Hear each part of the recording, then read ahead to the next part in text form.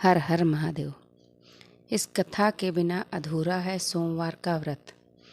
भगवान शिव पूरी करेंगे सभी इच्छाएं। सोमवार के व्रत को लेकर मान्यता है कि इस व्रत को करने से भगवान शिव अपने भक्तों की मुरादें जल्दी पूरी करते हैं। सोमवार का दिन भगवान शिव को समर्पित है, इसलिए इस दिन भगवान शिव की पूजा और व्रत करने का महत्व और ज़्यादा बढ़ जाता है। यदि आप सोमवार के व्रत करते हैं तो आपको सोमवार व्रत कथा पढ़ना बेहद ज़रूरी है, क्योंकि इसके बिना आपका व्रत अधूरा माना जाता है। आइए जानते हैं सोमवार व्रत कथा। देवों के देव महादेव बहुत ही भोले माने जाते हैं, इसलिए उनका एक नाम भोलेनाथ भी है। पौराणिक मान्यताओं के अनुसार भगवान शंकर को प्रसन्न करने के लिए किसी भी तरह के खास विशेष पूजन की आवश्यकता नहीं होती, क्योंकि कहा जाता है कि वह तो भोले हैं और भक्त के मन की गई क्षणिक मात्र की भक्ति से ही वह प्रसन्न हो जाते हैं। अगर आप भी शिव की भक्ति और कृपा पाने के लिए सावन के सोमवार का व्रत करते हैं तो इस कथा से भोलेनाथ को प्रसन्न कर सकते हैं। इस कथा के बिना अधूरा है सोमवार व्रत। भगवान शिव पूरी करेंगे इच्छाएं। साहूकार को मिला संतान प्राप्ति का वरदान। एक बार किसी एक नगर में एक साहूकार था। उसके घर में धन की कोई कमी नहीं थी, लेकिन कोई संतान न होने के कारण वह बहुत दुखी था। संतान प्राप्ति के लिए वह हर सोमवार को व्रत रखता था और पूरी श्रद्धा के साथ शिव मंदिर जाकर भगवान शिव और माता पार्वती की पूजा करता था। उसकी भक्ति देखकर एक दिन माँ पार्वती प्रसन्न होकर भगवान शिव से साहूकार की मनोकामना पूर्ण करने का निवेदन किया। पार्वती जी के आग्रह पर भगवान शिव ने कहा कि हे पार्वती, इस संसार में हर प्राणी को उसके कर्मों का फल मिलता है और जिसके भाग्य में जो हो उसे भोगना ही पड़ता है। लेकिन पार्वती जी ने साहूकार की भक्ति देखकर उसकी मनोकामना पूर्ण करने की इच्छा व्यक्त की। माता पार्वती के आग्रह पर शिव जी ने साहूकार को पुत्र प्राप्ति का वरदान तो दे दिया, लेकिन उन्होंने बताया कि यह बालक 12 वर्ष तक ही जीवित रहेगा। इस गुफा में छिपा है कलयुग के अंत का राज। आप भी जाने इसके रहस्य। साहूकार के पुत्र का कुछ ऐसे हुआ विवाह। माता पार्वती और भगवान शिव की बातचीत को साहूकार सुन रहा था, इसलिए उसे ना तो इस बात की खुशी थी और ना ही दुख। वह पहले की भांति शिव जी की पूजा करता रहा। कुछ समय बाद साहूकार की पत्नी ने एक पुत्र को जन्म दिया। जब वह बालक 11 वर्ष का हुआ तो उसे पढ़ने के लिए काशी भेज दिया गया। साहूकार ने पुत्र के मामा को बुलाकर उसे बहुत सारा धन देते हुए कहा कि तुम इस बालक को काशी विद्या प्राप्ति के लिए ले जाओ।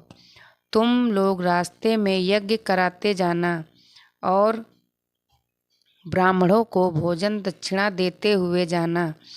दोनों मामा भांजे इसी तरह यज्ञ कराते और ब्राह्मणों को दान दक्षिणा देते काशी नगरी निकल पड़े।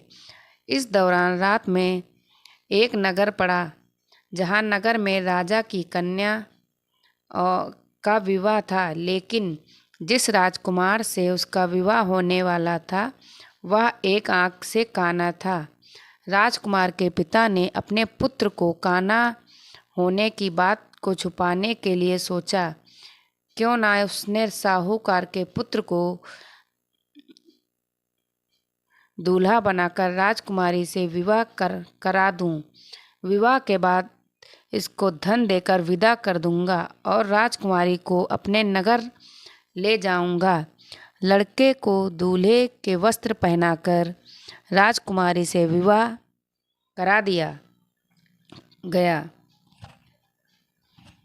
साहूकार के पुत्र के निकले प्राण। साहूकार का पुत्र ईमानदार था। उसे यह बात सही नहीं लगी, इसलिए उसने अवसर पाकर राजकुमारी के दुपट्टे पर लिखा कि तुम्हारा विवाह तो मेरे साथ हुआ है, लेकिन जिस राजकुमार के संग तुम्हें भेजा जाएगा वह एक आंख से काना है। मैं तो काशी पढ़ने जा रहा हूँ। जब राजकुमारी ने चुन्नी पर लिखी बातें पढ़ी तो उसने अपने माता पिता को यह बात बताई। राजा ने अपनी पुत्री को विदा नहीं किया। फिर बारात वापस चली गई। दूसरे और साहूकार का लड़का और उसका मामा काशी पहुँचे। वहाँ जाकर उन्होंने यज्ञ किया। जिस दिन लड़का 12 साल का हुआ उस दिन भी यज्ञ का आयोजन था। लड़के ने अपने मामा से कहा कि मेरी तबीयत कुछ ठीक नहीं है। मामा ने कहा कि तुम अंदर जाकर आराम कर लो। शिव जी के वरदान अनुसार कुछ ही देर में उस बालक के प्राण निकल गए। मृत भांजे को देख उसके मामा ने विलाप करना शुरू किया। संयोगवश उसी समय शिव जी और माता पार्वती उधर से जा रहे थे। पार्वती माता ने भोलेनाथ से कहा, स्वामी, मुझे इसके रोने के स्वर सहन नहीं हो रहा। आप इस व्यक्ति के कष्ट को अवश्य दूर करें। यहाँ हर 6 महीने पर होती माँ भगवती की मूर्ति पुनर्स्थापित अलौकिक है मंदिर। शिव जी की कृपा से जीवित हो उठा साहूकार का बेटा। जब शिव जी मृत बालक के समीप गए तो वह बोले कि यह उसी साहूकार का पुत्र है जिसे मैंने 12 वर्ष की आयु का वरदान दिया था। अब इसकी आयु पूरी हो चुकी है। लेकिन मातृ भाव से विभोर माता पार्वती ने कहा कि हे महादेव, आप इस बालक को और आयु देने की कृपा करें, अन्यथा इसके वियोग में इसके माता पिता भी तड़प तड़प कर मर जाएंगे। माता पार्वती ने पुनः आग्रह पर भगवान शिव ने उस लड़के को जीवित होने का वरदान दिया। शिव जी की कृपा से वह लड़का जीवित हो गया। शिक्षा पूरी करके लड़का मामा के साथ अपने नगर की ओर वापस चल दिया। दोनों चलते हुए उसी नगर में पहुँचे जहाँ उसका विवाह हुआ था। उस नगर में भी उन्होंने यज्ञ का आयोजन किया। उस लड़के के ससुर ने उसे पहचान लिया और महल में ले जाकर उसकी खातिरदारी की और अपनी पुत्री को विदा किया। सबकी मनोकामनाएं होती हैं पूर्ण।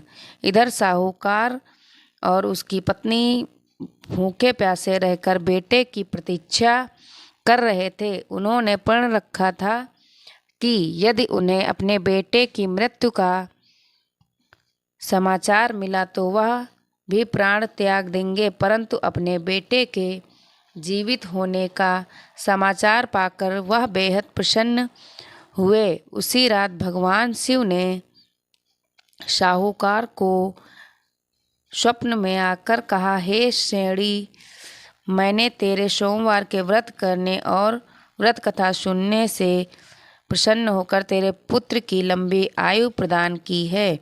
इसी प्रकार जो कोई सोमवार व्रत करता है या कथा सुनता है और पढ़ता है, उसके सभी दुख दूर होते हैं और सभी मनोकामनाएं पूर्ण होती हैं। हर हर महादेव। जिस किसी को ये कहानी अच्छी लगी हो, प्लीज़ चैनल को सब्सक्राइब करें, लाइक करें और कमेंट करें। हर हर महादेव।